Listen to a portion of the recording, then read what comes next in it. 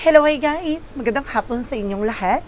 This is your guest, Mama Sagari Channel, a faith healer, also matarder. So ngayong hapon na ito, tignan natin sabihin sa iyo ng ating mga gabay. So this is a random gabay for the sign of Sagittarius. So Sagi, welcome sa my channel. Ano kayong messages, advices, and spirit guides ang ating masasaga for today's video? Kanino kayang energy o kaganapan sa buhay ng mga Sagittarius ang ating mahagilap. So guys, this reading is a journey lamang nila at makaka-resonate. Kunin lamang po ang makaka-relate sa inyo. And comment down below kung kaninong energy ang ating nasaga. And of don't forget to like and subscribe my channel. And i-notification bell for more videos. Maraming salamat po sa mga walang sawang pag-support sa aking channel. Lalong-lalo na ang hindi nag-i-skip ng ads, sabay pagpalain kayo ng Diyos at may kapal siksik-liglig nag-uumapaw na biyayang manang balik sa inyo. So let's see guys, what is the messages advice ng ating angel spirit for the sign of Sagittarius. So let's see and watch this. Ano kaya kaganapan sa buhay ng mga Capricorn ng ating mga gilap? So guys, tuklasin at bubulabugin natin. Angel spirit, please give me information po. Okay, so this is something the King of Pentacles. So being a practicality, maging practical ka pagdating sa finances, no? Pagdating sa paghawak ng pera sa lapi, no? Marunong ka dapat mag-manage and mag-control. And because you are also a security provider. And there's a strength with a confident, kailangan mo lakas na loob mo, maging matapang ka. Marami ka dito pinagdadaanan, no? Marami ka pinagdaanan this past few months, this past few years. Maaaring kumaga, ito na yung panahon at pagkakataon para makabawi ka na sa sarili mo, no? Ang dami mong pinagdaanan, no? Ang dami mo talagang, maraming nangyari. And this is something, the justice card. The justice will be served. Na makukuha mo pa rin yung justisya at karapat dapat para sa'yo. Wow! So this is something guys with a good karma coming for you and there's a judgment. Now this is a wake-up call. Now para pinapaalalahanan ka ng you need to pay attention. Na binibigyan ka ng isang paalala at babala na kailangan mong i-evaluate lahat na nangyayari behind your back. No, kasi there's something guys with a cause and effect. Kung ano man yung mga bagay na gagawin mo, alam mong hindi mo na mababalik pa. Kumaga kailangan na magkaroon ka ng respeto at kumaga pagmamahal sa sarili mo at alagaan mo ang sarili mo. No, dahil walang ibang tutulong sa'yo kundi ang sarili mo. Protection at pangalagaan mo ang sarili mo. Let's see what is the initial messages. And there's a Four of Wands, something celebration. Some of you guys, no, kumaga magkakaroon ng wedding, and of course, opportunity for something, homecoming, family gathering. Instead of course, there's an 11-11 with a twin flame energy, no? And of course, there's a something with a 10 of cups with a happiness. Magiging masaya at magiging maligaya ka din dito, no? Magdadala sa ito ng enlightenment, no? Para magbibigay liwanag sa ito at parang ibibigay sa ang kaligayahan dito na nag-uumapaw. So let's see, what is the King of Pentacles represent what? The King of Pentacles represents with a Seven of Swords, no? There's something sneakiness, cheating, lying on you, no? May mga tao nga nagsisinungaling behind your back. May mga tao nga niloloko ka, tinatraidor ka, no? Kaya kailangan maging secure ka sa kung ano man yung mga bagay na meron ka. Kasi napapalibutan ka ng sinungaling at panluloko dito. Na maaaring kumbaga may nagsisinungaling para lang makakuha sa'yo ng pera, para makapang-uto, no? Mag-ingat ka dyan. There's a strength card, represent what? There's a the moon card for a truth reveal. No, may ibabahagi at ipapakita dito yung mga bagay na nakatago. No, ibig sabihin dito, malalaman mo ng kahalagahan ng sarili mo. No, kasi ikaw din ang magtutupad sa pangarap mo eh. Kaya kailangan labanan mo yung takot at pangamba at magtiwala ka sa gut feeling and intuitions mo at alisin mo yung mga bagay o balaki na nagpapagulo sa utak mo. So let's see what is the Justice card. The Justice card represents with the Five of Swords, no? Nagkakaroon dito ng self-sabotage that because of your actions, no? Kaya mag-ingat ka, magkaroon ka ng patas na pag-unawa at magkaroon ka ng patas na laban dito, no? Ibig sabihin, huwag ka masyadong mag-open up with other people. Na alam mo namang binubuli ka, alam mo namang niloloko ka, alam mo namang ginagamit ka lamang, no? Kailangan, kung alam mo itong tao na to magsisilbing komplikasyon, para may tupad mo ang mga pangarap mo. Some of you guys, no, meron ditong may competitive din talaga dito. no, maaring meron dito nakikipaglaban sa'yo, nakikipag-agawan sa'yo, no, or parang gustong sapawang ka, huwag kang mag-alala, no, there's something a good karma coming for you. Basta mag-iingat ka lang sa mga sasabihin mo, no, sa mga i-share mo, no, ng plano mo, pangarap mo. What is the Judgment? Represent what? The Judgment represents with the Nine of Pentacles, no? There's something, guys, with a blossoming. Maaring lalago, lalakas ang iyong finances, na magkakaroon ka ng final decision dito, na marunong kang pahalagahan na yung mga bagay na pinaghirapan mo. At alam mo na yung purpose mo sa buhay, no? Ano ba talaga yung plano mo? Na magnegosyo ba? Magtrabaho ba? No? And of course, lahat ng mga bagay na pinagtrabahuan mo, ito na yung makakamit mo. No? The reward goes to you. And of course, there's a reward and effort coming for you. Now, let's see. What is the Four of Wands? Represent what? The Four of Wands represent with the Eight of Cups. Something I'm moving forward, I'm moving on.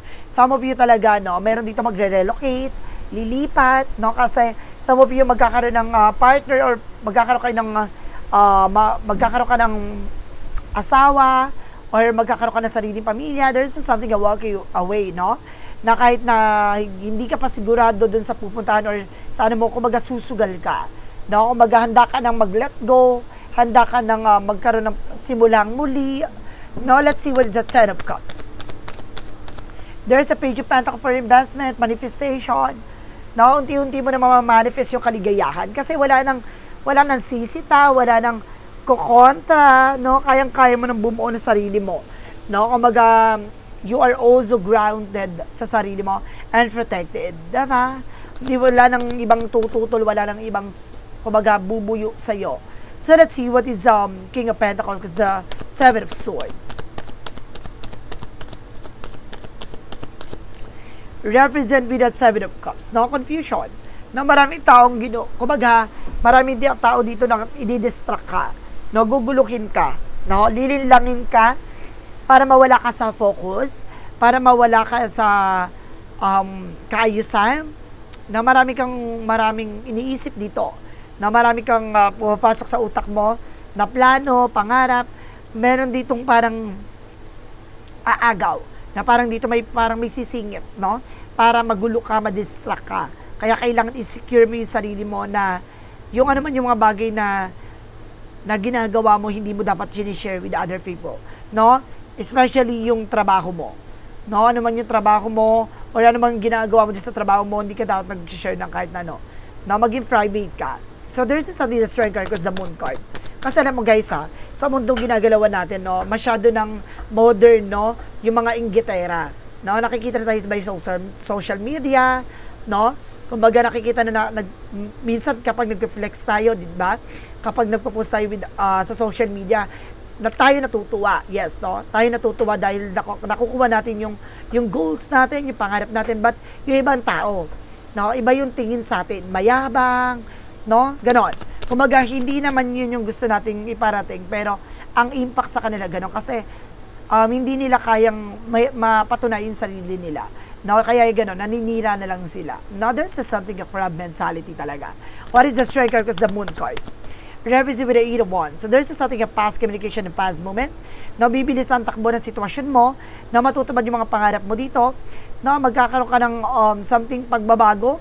No, kumbaga bibilis din yung actions mo dito, yung changes sa buhay mo. Kumbaga ngayon aalaga at mamahalin mo ni sarili mo. Ang laki ng bago, ang laki din ng pinagbago dito na natuklasan mo sa sarili mo, no? Na yung kahalagahan ng buong pagkatao mo, na unti-unti mo nang minamahal, no? Naalagaan yung sarili mo. Dati overfatigue ka, workaholic ka. Ngayon balance ka na, no? So let's see what is the Justice card because the Five of Swords. Represent guys with a Kingman. No, in reverse something delays. Nakakaranas ka ng delays and cancellations. No, kasi nga, 'di ba, nag-share tayo ng mga impormasyon. No, this is a Justice card with a karma. No, nandun tayo sa karma, no? And of course there's a Five of Swords with a self-sabotage, no? Kasi nagkakaroon tayo ng self-sabotage kasi nag-share ka ng information with the other people. Kaya yung plano mo no, nandun ka na sa plano mo, then of course, madidelay yon, magkakaroon ng cancellations kasi may mga gusto kang sabihin, tapos may gusto kang gawin, pero hindi natutupad kasi may mga humaharang, may humakad lang. Kasi yung mga tao na yung dinadasal na, ay, sana hindi ka magtagumpay, hindi mo sana makuha yung ganyan. Maraming ganyang tao. Kaya sa atin sa buhay natin, kaya kailangan natin na pakakatandaan na kung ano naman yung mga plano natin, pangarap natin, sarilihin na lang natin. No? Kasi sa modern na mundo, no, ang dami ng inggitera dito sa mundo. And of course, puno ng greedy, no? And of course, puno na ng kumbaga, kakompetensya. Parang gusto nila lahat ng bagay, gusto nila sila ang angat, ganito, ganyan. May ganon. Kaya there's something, the justice, no, karma, no, ginagawang balance lahat ng sitwasyon. Kumbaga, lahat ng mga bagay na nangyayari, may bounce back sa kanila yan, no? For example, kung naman yung mga bagay na ginigiling sa'yo, makakaranas ka ng delays. Ito yun, makakaranas ka ng delays. But eventually, yung impact sa kanila doon, malaki. No? Malaki ang balik sa kanila. Yun. No? Makaka-delay sa'yo ng mga ilang linggo, ilang buwan. Pero darating pa rin yung opportunities na yun. No? Pero tatambakan ka na ng mga oportunidad. Dadami na yan. No? Kaya itong tao na to naman na nagdasal para sa'yo, ang laki ng balik sa kanila. Ang laki ng bawi. No? Kaya lagi natin pakakatandaan na kailangan sarilihin natin yung mga plano at gusto natin gawin. No? And of course, piliin natin yung mga taong pakikisama natin, of course, kakaibiganin natin. Kasi, especially guys, no, kahit sariling kamag-anak, sariling kaibigan natin, kumbaga, mayroon talagang lihim na negative traits sa buhay nila. No? Kaya kailangan tayo, kapag alam na natin, nararamdaman na natin na may ganun silang personalities, no, perspective sa buhay, kailangan na natin dumistansya. There's a judgment across the Nine of Pentacles. Kaya pinapaalalahanan pinapalalahanan ka kung gusto mo mamayagpag, gusto mong lumakas, at makamit mo lahat ng achievement at lahat ng mga effort na ginawa mo, no? There's a Six of Wands, a victory is yours. Mapagtatagumpayan mo to kung protection mo yung sarili mo, no? Matatanggap mo to lahat ng bagay na to. Let's see what is the Four of Wands across the Eight of Cups. Represent with the Four of Pentacles, first saving money. Protect your power, protect your energy. There's something solid investment, no? Because parang ngayon, nagiging ka na pa rin lahat ng pangarap mo, na gusto mo na mag-move on, makalaya dyan sa mundo ginagalaw mo. Kumaga ngayon, nag-imbak ka na, nagtipid ka na, nag-ipon ka na, natuto ka na, no? Ngayon, kumbaga, pinalaya mo na yung sarili mo sa negatibong mundo, sa mga taong, kumbaga, andyan lang kapag kailangan ng tulong mo, andyan lang kapag kailangan ka. So that, let's see, no? There's something that Ten of Cups because the Page of Pentacles.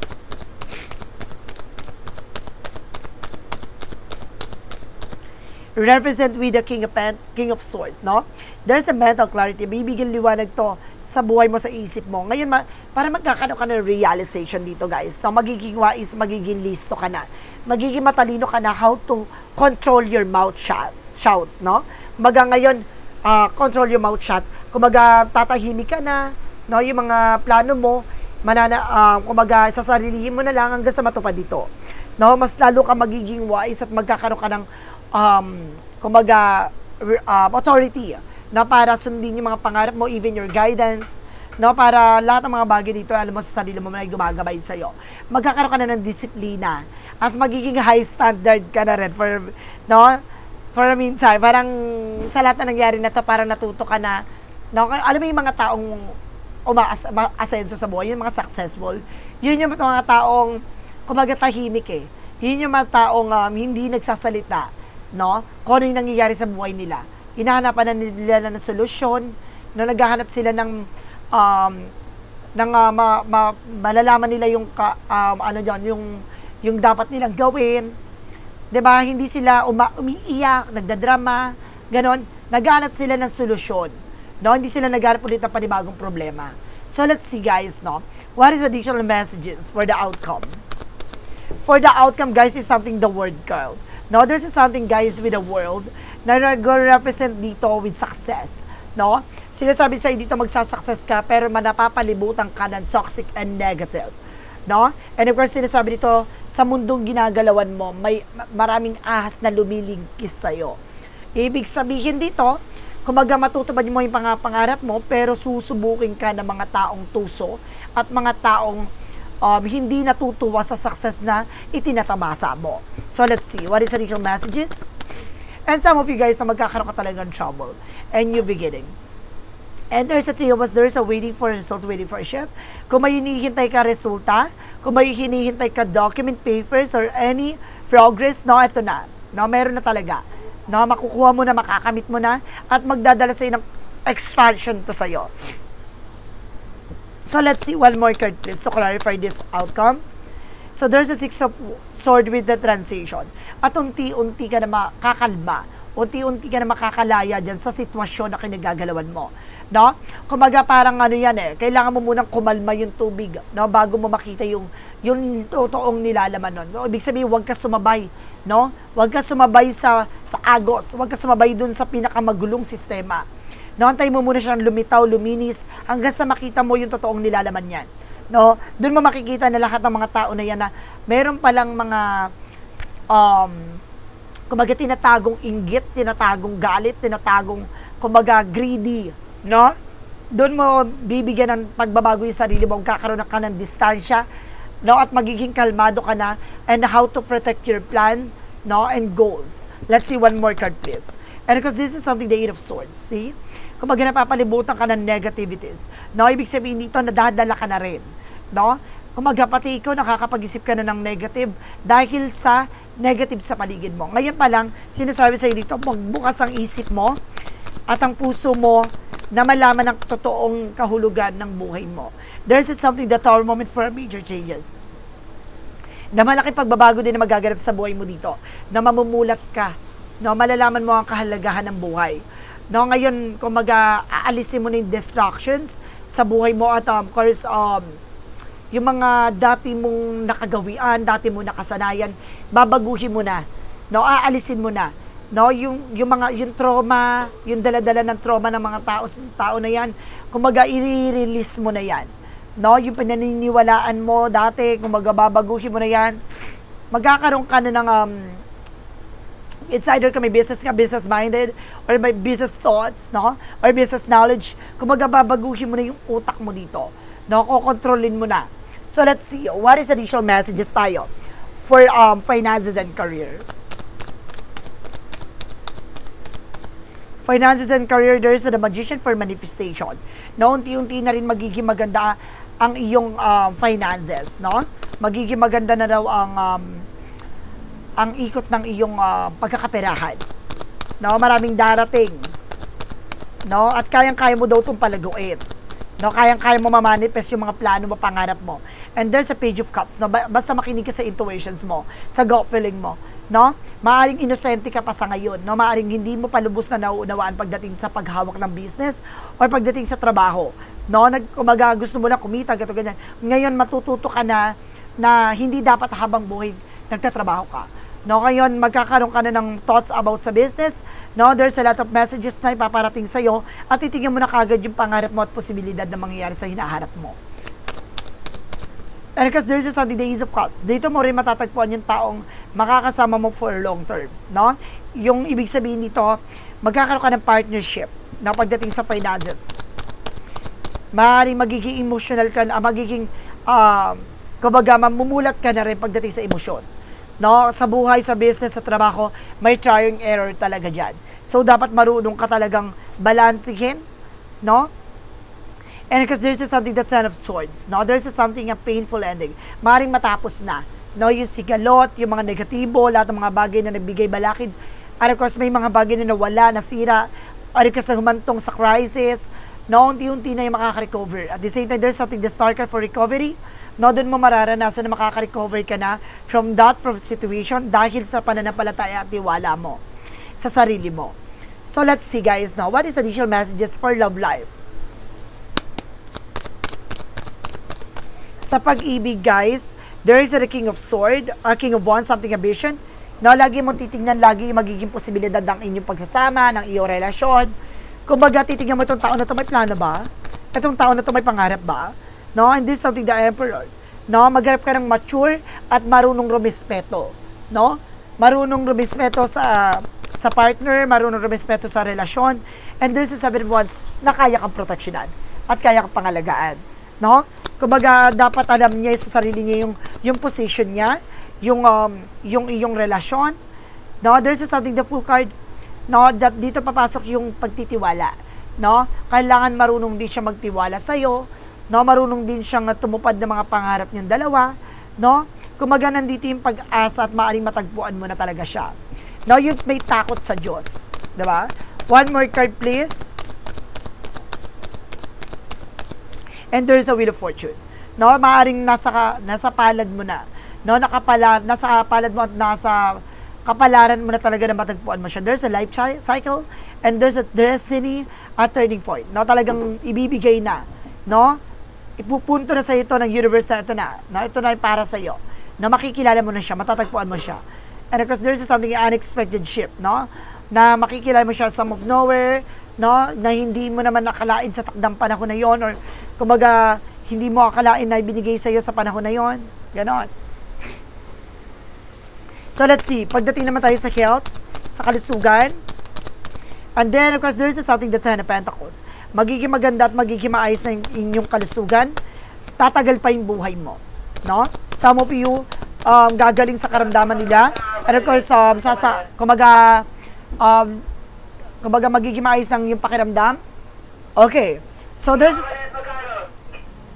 something higher friend for lesson learned. Matuto ka na, no? Pagdating sa kalusugan mo, no? Ibig sabihin dito, marami kang bagay na dapat mo pakakatandaan, no? Yung mga bagay na naramdaman mo na, umiwas ka na. No? Let's see what is the initial messages. Because there's something, the Queen of Pentacles. No? There's something guys with practical pagdating sa kalusugan mo, no? Umiwas ka sa mga bawal sa iyo. Okay. So let's see what is the initial messages. And there goes, there's a Three of Pentacles, no, for collaboration. No, there's something teamwork. Meron ako dito nakikita na parang samahan naman nagtitinda ng herbal. Oh, wow. No, may samahan ng nagtitinda ng herbal dito. Na maaaring kumbaga nagtitika ng mga herbal tea, it's good. Pero kumbaga alam mo yung mga benefits niya at the same time. Tingnan mo kung legit siya, ha. Kung may kumbaga consult or something na may kumbaga may ano siya ng DFA ganon, no? Let's see, and there because there's a Two of Pentacles with a balance. So kailangan mo maging balance dito, no? Kumbaga pili mo yung mga bagay na makakatulong na sa kalusugan mo. Umiwas ka sa mga myth. No, nahihirapan ka matunawan, nasisense ko dito. No, kumbaga umayos ka sa mga nararamdaman mo. Iwasan mo yung mga bawal. And because, oh my God. Hindi ka matunaw. May problema ka with the digestive. No, kaya kailangan mong minum ng mga herbal na makakatulong for digestive system. Mahihirapan ka matunawan. So, Madam Sir, this is your random gabay for the sign of Sagittarius. So, Sagi, maraming salamat for this wonderful reading. So, once again, kung gusto niyo pa mapanood yung extended random gabay nito, may extended to no? May kadugtong to. We have also with the magical fairy messages, of course, angels advices, and of course, with the clarifying for love situation. No, with the clarifying for love situation, nandito din to. And there's a hidden future for the what lies beneath. And of course, we have also with the path of the light. No, na malalaman mo lahat ng kaliwanagan sa buhay mo. There's something shadow works, magbibigay ng motivations sa buhay mo. And because there's something, ito yung pinaka-favorite ng ating manonood, no, ng ating mga viewers, yung pick a card, yes or no question, no? Pwede ka magtanong dito, no? And of course, meron, kumbaga ito yung magsisilbing kasagutan 1, 2, and 3. No? Yes or no? 1, 2, 3. Pipili ka doon kung anong number ang gusto mo na maging sagot doon sa tanong mo. Kaya paghandaan nyo, ha. No? So, bye-bye natin. Of course, hintayin yung ma-upload natin videos na yan, yung kasunod dito. Kaya kailangan na subaybayan nyo para malaman nyo yung totoong buod nito, totoong summarize. So, maraming salamat and see you in the next video. Bye-bye and babush.